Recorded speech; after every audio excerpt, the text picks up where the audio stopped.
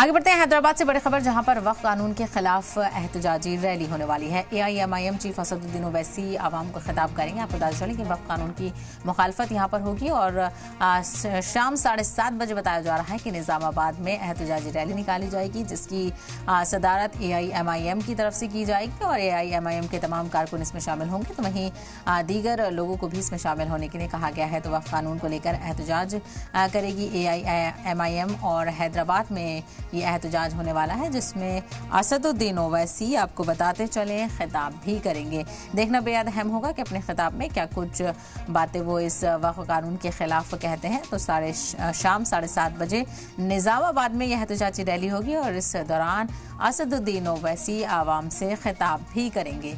तो वक्फ कानून के खिलाफ AIMIM भी लगातार आवाज़ उठा रही है और ऐसे में कई मौक़ों पर एहतजाजी रैली भी की जा रही है।